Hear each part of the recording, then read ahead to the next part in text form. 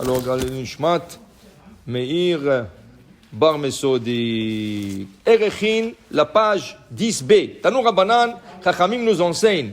Abouv Aya Bamikdash. Il y avait une flûte dans le Mikdash. Vous savez que chaque fois que quelqu'un emmenait le sacrifice dans le Beth Amikdash, il y avait 15 escaliers sur lesquels se plaçait tout le Lévi et il commençait à chanter. Et chaque Lévi, il avait un instrument différent. Le Lévi chantait. Dit le Rabbi Shlomo de Redamsk, Tiferet Shlomo, il dit, il était impossible au plus grand rachat au monde d'entendre le chant de Lévi et de ne pas faire tchouva sur place. C'était tellement agréable que tu faisais tchouva sur place. Parce que le Lévi, il connaissait dans le ciel, il y a un monde qui s'appelle Olam Hashira, le monde de la chanson. Et quand quelqu'un chante et il connaît exactement le chant des anges, c'est quelque chose d'extraordinaire. Il n'y a pas beaucoup de chachamim. Il y avait un rabbin comme ça en Israël, il s'appelait Rabbi Israël Najara. Rabbi Israël Najara, c'était un rav que chaque vendredi, quand il était à table, en train de chanter pour Shabbat, venaient de colombes blanches s'installer sur ses fenêtres. Et des dizaines de colombes. Un Shabbat, il est en train de chanter, il voit que tous les colombes s'en vont. Ah, il n'a pas compris. Il a dit, qu'est-ce qui se passe? Comme il priait avec le Harizal, il lui a raconté qu'est-ce qui est arrivé. Et lui, il ne savait jamais comment ça se fait que les colombes viennent. Il a raconté à Harizal, vous savez, hier j'ai chanté les Chvot Shabbat à table, et normalement j'ai des colombes qui viennent et sont envolées. Il dit, oui, il faisait chaud hier, oui. Il dit, oui. Il dit, c'est vrai que quand tu chantais, tu as levé la manche? Il dit, oui. Il dit, sache, Kvod Arav, ça, c'est pas des colombes, ça, c'est des anges qui viennent t'écouter. Mais quand tu as levé la manche et ils ont vu ta chair, ils ne voulaient pas rester, ils sont partis. Mais si tu promets de ne plus le faire, ils vont retourner. Ils sont retournés. Alors, un grand sultan, un roi turc, il a entendu de lui. Il a invité dans son palais de venir et de chanter. Quand il est venu, le sultan, il lui a dit, s'il vous plaît, chantez-moi quelque chose. Il regarde sa montre. Il lui dit, est-ce que je peux chanter dans 10 minutes? Il dit, prenez votre temps. 10 minutes. Il dit, maintenant, il a commencé à chanter. Le sultan s'est évanoui. Quand il s'est réveillé, il dit, waouh, je n'ai jamais senti ça dans ma vie, ce sentiment que j'avais. Chantez encore quelque chose. Il regarde sa montre, il dit, dans 5 minutes. Il dit, prenez votre temps. Chante 5 minutes. Il commence à chanter, il s'évanouit. Il se réveille, il dit, waouh.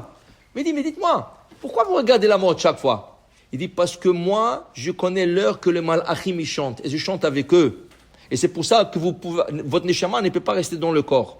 Il doit quitter le corps, parce qu'on ne peut pas entendre le chant du malachim et rester dans son olam hazé. Ça, c'était le Lévi. Le Lévi connaissait le chant de malachim. Quand il chantait les plus grands rachats au monde, il faisait tchouva. La Gemara, ce matin, nous raconte qu'un des instruments musicaux de Lévi était une flûte. Mais une flûte simple. Chalak, elle était lisse, la flûte était lisse.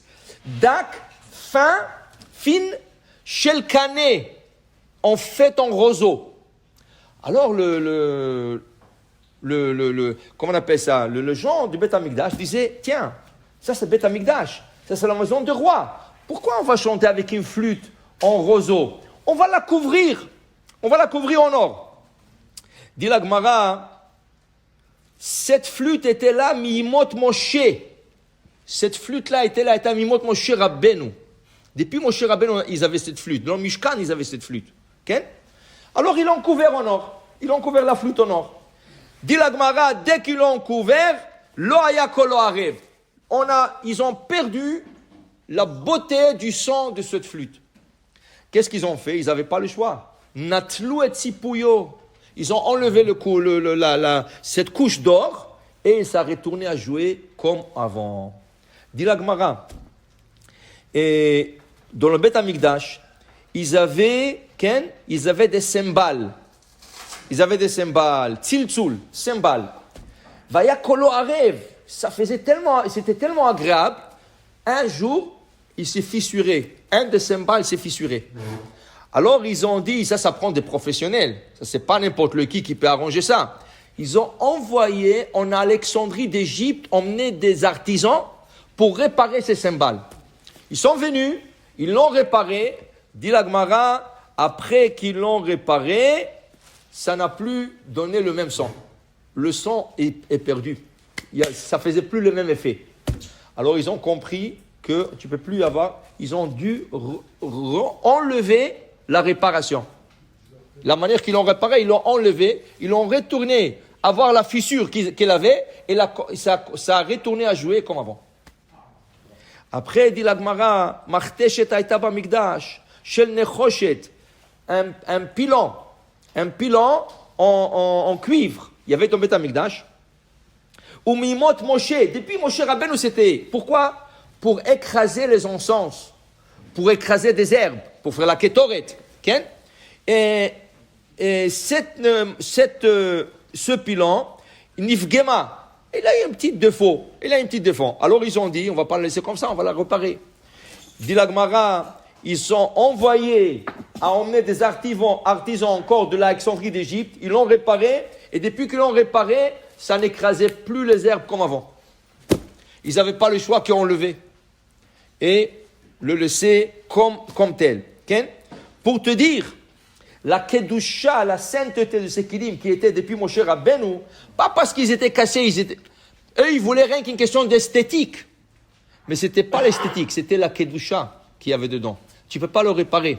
Pour te dire que des fois, il y a des choses qui ne sont pas esthétiquement beaux, mais ils ont une kedusha extraordinaire.